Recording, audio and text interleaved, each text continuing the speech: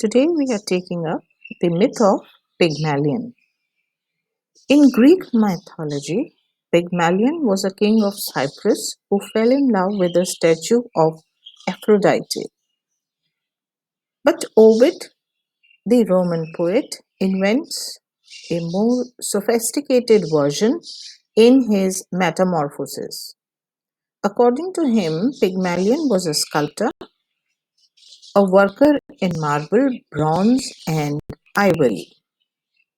He was a young and handsome fellow and was a great attraction for girls who, as they went past his workshop, used to look in and admire him, hoping that he would notice them.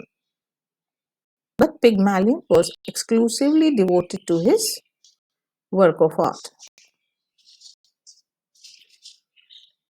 He had an image of beauty in his mind that found no illustration in the world around. And for this purpose, he worked over his statues from morning to evening, in search of that beauty beyond his powers of expression.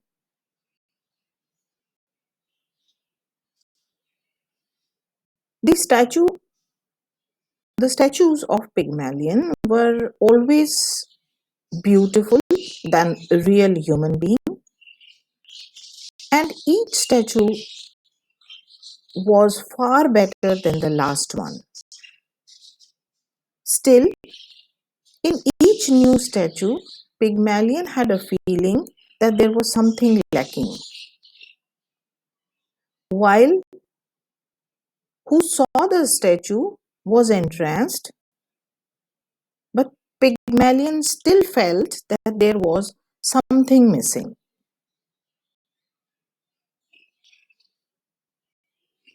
Finally, in search of love and quest for an ideal image of beauty, he started working on an ivory statue of a girl.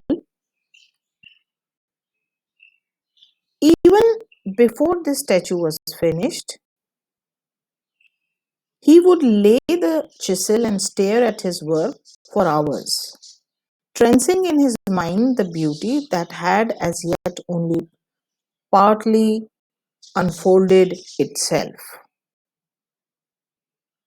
By the time this statue was nearly complete, Pygmalion could think of nothing else.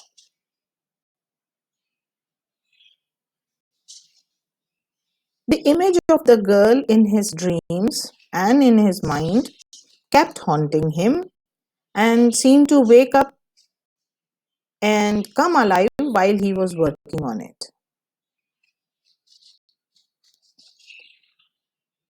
The contemplation of the finished statue gave him exquisite pleasure, and he loved the feeling to luxuriate on it.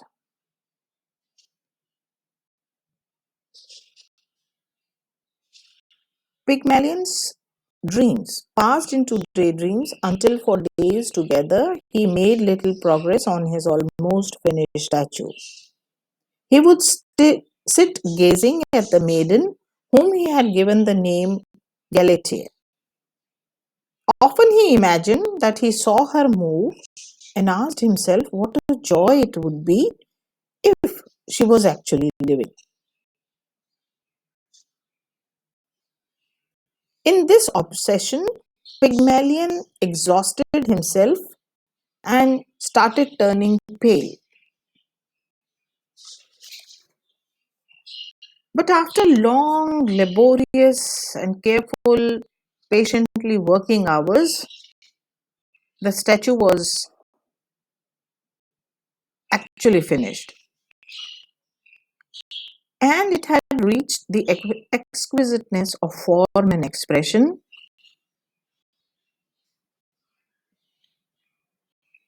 The legend has that it had half the night Pygmalion gazed at the beautiful image. Then, with a hopeless sigh, he went to bed, haunted as ever by his dreams. The next day, he would get up early, for he had something to do or finish the product. It happened to be the festival of Aphrodite, the goddess of beauty.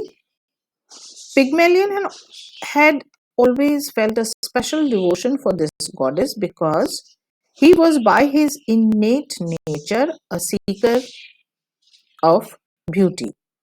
He had therefore never failed to give Aphrodite the honor that was due to her.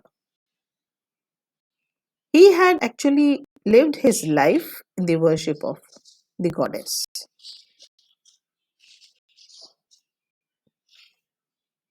As a custom, the devotees of Aphrodite offered many splendid gifts, such as a snow white bulls with gold covered horns, wine, oil, incense, embroidered garments, carvings, objects of gold and ivory. Both the rich and the poor came to the altar of the goddess and offered their gifts. This time, when Pygmalion approached the altar, he prayed earnestly and saw the fire that burned there leap suddenly in flame. Excitement stirred him so much so that he felt a compulsive urge to get back to his statue, though without knowing as to what he would encounter on his return. His Galatea was as he had left. He found that when he returned, he looked at her longingly once more, and as on the several former occasions, he seemed to see her move. His past experiences suggested that it was only a trick of imagination, because such an impression of life had struck in his mind so many times before. Nevertheless, on a sudden impulse, he approached Galatea and held her hand.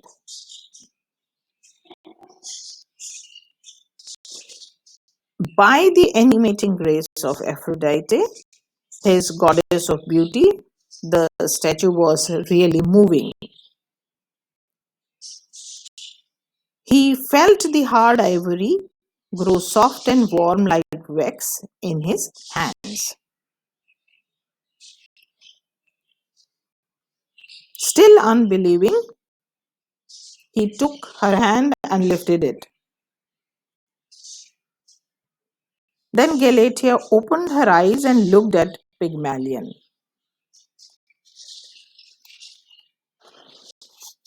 Pygmalion's dream became a perfect reality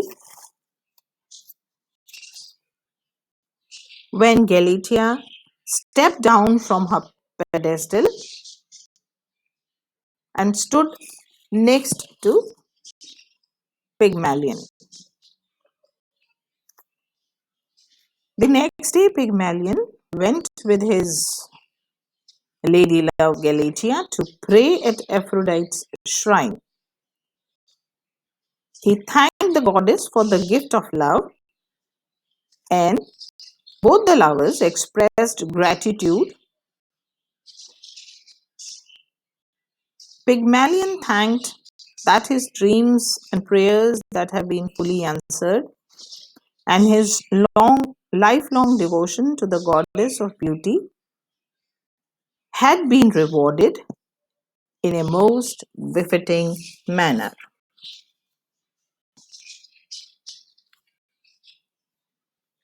This is all for today.